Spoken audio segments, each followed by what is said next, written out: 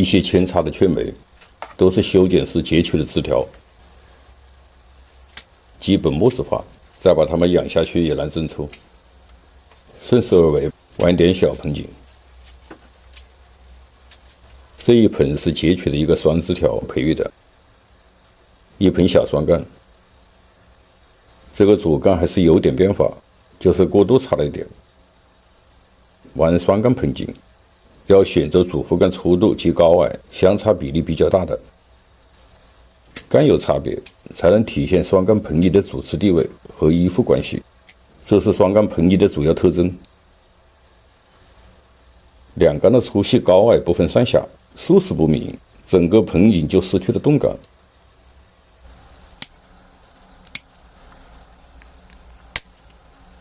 把这些过长的粗根剪短，树的根也讲究过渡，从上往下，随着根系逐级生长扩大，形成紧凑的根盘。小盆景相对于大盆景，枝干的布局比较简单，一目了然下的根盘成型好，才能更好的体现小中见大。很多时候盆景在上盆后不发芽，或者是长势不好，根本的原因是没有修根，或者是根没有修到位。对盆景上盆，别指望那些须根，大多数须根在上盆后因与土接触不好，枝叶修剪后根的吸收减少，就会出现根的退化或者是枯萎。真正能使树桩比较快的恢复生长，是这些重新发出来的新根。像雀梅、榆树、罗汉松，根的萌发能力都是比较强的，在生长季节修根上盆，大约10天左右就可以长出新根，重新发芽。对它重新育根，盆要稍微大一点。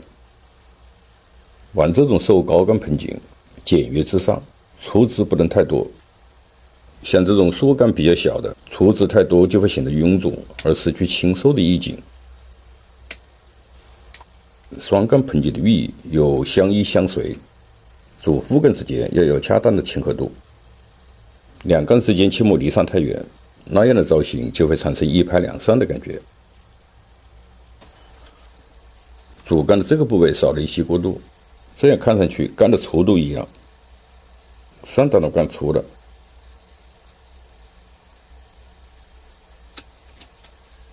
重新接个顶。玩这种小盆景，顶是最简洁的，也最容易养成大干帽。对于顶的造型宁可重来，不可过重，把它调整一下，以后就保持这个状态进行控养。再来看看这一盆，这是剪过一次根的，把这个下端的根再剪短，上一个浅盆，就玩这么大的，这种适合阳台养。对它上盆之后，主要是控养。像雀梅、榆树、三角枫，在控养的阶段可以经常对它进行修剪，不该出枝的地方不要留，就留这个枝。这个接口是左右出枝，这个做出枝，控养的过程就要剪掉强势枝。这是控养过程中最重要的一个步骤。这个上下层的平行枝，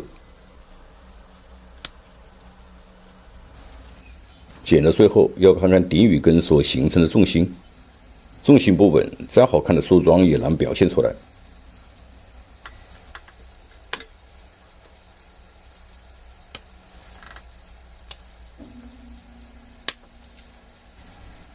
剪这种小盆其实很爽的，即使剪错了，重来也很快。这个桩就基本废掉了。这个干在生长过程中形成的本末倒置，这个上端比下端还粗。对扦插苗的培育，一般根的生长位是很难尽人意的，要进行第2次育根。像这个雀梅扦插长出来的根，出根位有点低，拐点下端的枝干就会显得过长。像这个部位根就是第2次培育的，从这里把它剪掉。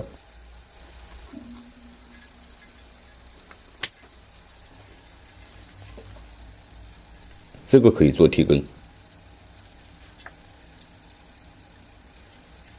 这样就缩短了枝干的长度。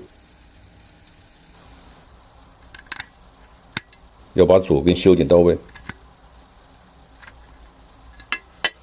这种切口要防止它腐烂。有朋友问我用这个东西是不是认真的？用这种方法防腐已经30年了，当然是有用的，我才会告诉大家。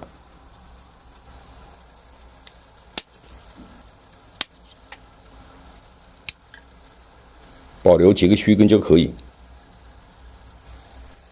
现在把盆上好，这个树桩的毛病就显现出来了。玩盆景失去了美感，留着就是一棵树，而离盆景的本意是越来越远。剪掉重来，理所应当，这与舍或舍不得没有多大的关系。我是三全龙沙，感谢你的收看，下期见。